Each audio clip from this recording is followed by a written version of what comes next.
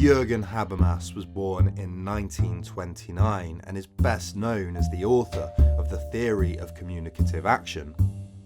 He was a prominent member of the Frankfurt School, a loose coalition of intellectuals who believed that, while Marxism was too inflexible as a critique of capitalism, it nonetheless had much to say about the pitfalls of the modern world.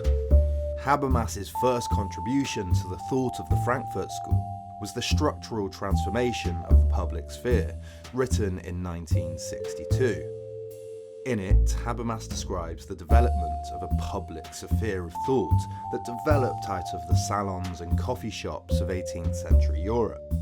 Before the weakening of monarchical powers that culminated in the French Revolution, public affairs were decided mostly at the king's court. As a tugging and pulling developed between the monarchs, the church, and the developing bourgeois businessmen, those bourgeoisie slowly won rights and protections for their newly acquired property, which in turn developed into arguments about free speech and a free press that guaranteed a space for public opinion. The ascension of the public sphere coincided with the emergence of liberal philosophical thought from thinkers like Hobbes, Locke, and Kant.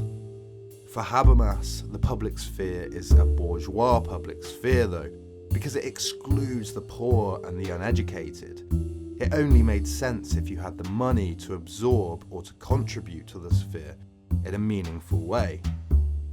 But even so, throughout the course of the early development of capitalism and classical liberalism, the public sphere and the quality of debate that took place in places like the penny coffee houses of London was notably egalitarian, lively, and rational.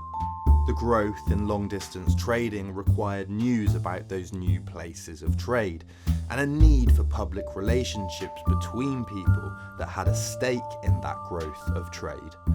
The relationships were horizontal, between people of roughly the same social status, rather than vertical, between noblemen and commoners or kings and his subjects.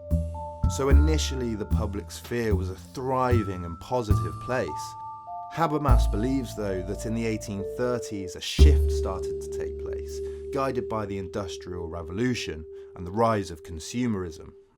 Taking a Hegelian dialectic view, Habermas believes that liberalism sought to save itself from its own contradictions by making way for a welfare state for those that capitalism wasn't looking after, while at the same time the increasing size of corporations and the development of a mass media meant the demarcation between the public and the private spheres became blurred. The pure and authentic nature of the salons and coffee houses and the independence of local newspapers dissolved. Habermas argues that initially literary journals, moral weeklies, the writings of the men of letters ran unprofitably as hobby horses of the money aristocracy, but eventually got swallowed by and became unfeasible because of the growing power of the publishing industry. In the year of the Revolution in Paris, every political or politically minded man of any worth started a club or journal. In May of 1789, as many as 450 clubs and 200 journals sprang up across Paris. But the emergence of an authoritarian state stifled this explosion of free speech, and the growth of advertising coerced editors into curating content by profit and little more. Publishing companies became accountable to the whims of the stock market. Habermas argues that this change had a pernicious effect on the public sphere's ability to accommodate rational debate, and questions of politics and morality came to be guided by economic interests and the indifferent flow of capital. Classical liberalism became unstable, and government intervention was required for the formation of a welfare state, the regulation of business, and the overseeing of mergers and monopolies. Habermas thinks that this had an effect on recreating those vertical relationships seen under feudalism. Public debate became dictated by public relations, as governments, business and advertising turned to psychology to influence the public with emotive ad campaigns. Advertising psychology has more to do with the emotive relationship of lord over the serf than it should under a democratic, thinking society. The public sphere became less horizontal, less of a rational, critical environment for incubating ideas, and became an area more heavily influenced by a hierarchical and bureaucratic system. A good example of this is the way mass media operates in a single vertical direction. There's no interaction between readers and editors. The medium is simply consumed. But Habermas still has hope for the public sphere and highlights it as a fundamental mechanism of democracy, a sphere that's the basis of democratic debate, equality and rationality. These vertical relationships, though, and the mass media run counter to the view that an effective democracy should mean that all citizens have the ability to engage in society and express their views. But have we turned a corner?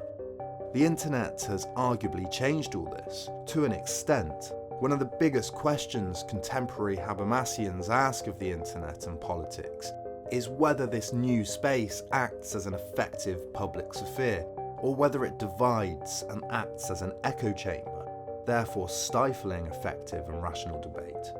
Habermas himself is doubtful about the potential the internet has for restoring some balance to the public sphere, for these same reasons.